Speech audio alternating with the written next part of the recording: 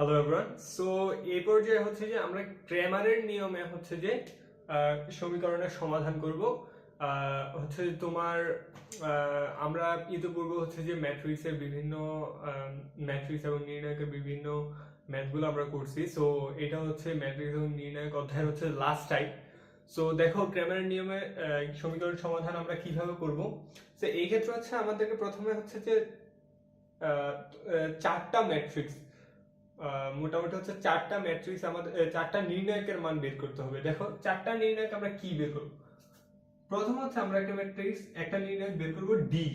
D নির্ণায়কটা কি মিন করে? D নির্ণায়কটা মিন করে এখানে x এর সহগ 1, এখানে y এর সহগ 2, এখানে z এর সহগ 3, তারপর এখানে x এর সহগ কি 2, এখানে 3। তো প্রথম কলামে হচ্ছে আমরা সবগুলা x এর সহগ দিব, দ্বিতীয় কলামে কি দিব y এর সহগ কত 4 5, তৃতীয় কলামে দিব z এর সহগ 10। তো এই যে এইটা দিয়ে আমরা একটা কি করব, একটা নির্ণায়ক সমাধান করব। বুঝতে পারছো? x y z এর সমীকরণ x y z এর সহগ দিয়ে একটা কি করব, নির্ণায়ক সমাধান করব। তারপর আমরা যেটা করব, আমরা কি করব dx নির্ণয় করব। এখানে আমরা d নির্ণয় করছি, এখানে আমরা কি করব dx নির্ণয় করব। দেখো dx যখন নির্ণয় করব তখন কি করব, দেখো এই যে আমাদের সমীকরণের যে মান, হ্যাঁ এই সমীকরণের যে মান এটা হচ্ছে কি করবে, কি হবে, এটা x এর কলামে চলে যাবে। কোথায় চলে যাবে? এই যে x এর যে কলামটা আছে না, এটা কিন্তু x এর কলাম, এটা y এর কলাম, এটা z এর কলাম। যখন dx নির্ণয় করব তখন x এর জায়গায় কি হবে, এই মানগুলো চলে যাবে। বুঝতে পারছো? তাহলে এই মানগুলো কি কি 14 31 43। বাকি যে মানগুলো আছে এগুলা কি থাকবে, সেম থাকবে। বাকি মানগুলো কি কি 2 4 5 2 4 5 3 7 3 7 10। তাহলে এইটা হচ্ছে আমাদের কি dx। এবার আমাদের নির্ণয় করতে হবে কি dy। কি নির্ণয় করতে হবে? dy। তাহলে dx টাও কিসের মতো, dy এর মতো। x এর সময় কি হয়েছে, এগুলা x এর জায়গায় বসছে, y এর সময় কি হবে, এগুলা y এর জায়গায় বসবে। x এর মান প্রথমে যেটা ছিল সেটাই কিন্তু এখানে বসবে। তো প্রথমে কি ছিল 1 2 3 1 2 3। এবার হচ্ছে যেহেতু dy, তো y এর জায়গায় হচ্ছে এটা বসবে 14 31 43। তারপরে কি ও z এর মতো থাকবে 3 7 10।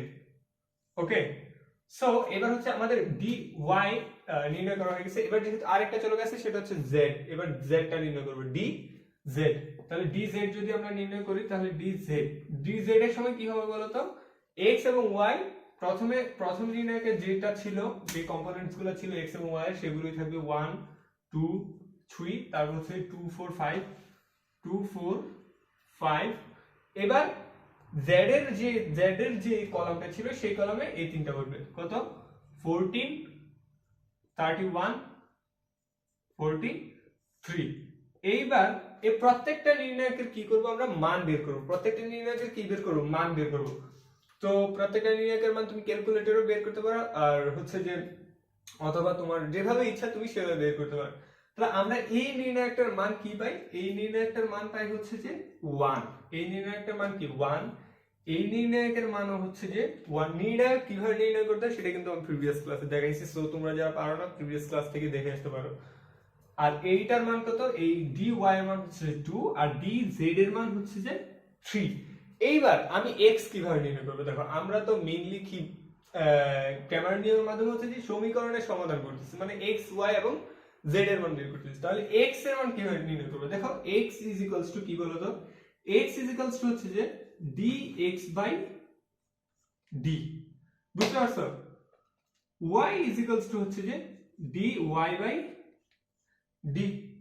আর z কি বলতো, ইমাজিন করতে পারতেছে dz by d। এবার বলতো তাহলে dx এর মান কত বলতো, dx এর মান কিন্তু হচ্ছে যে 1। dx এর মান কি 1 আর d এর মান কত 1। তাহলে তোমার x এর মান আমরা কি পাচ্ছি, x এর মান পাচ্ছি আমরা 1।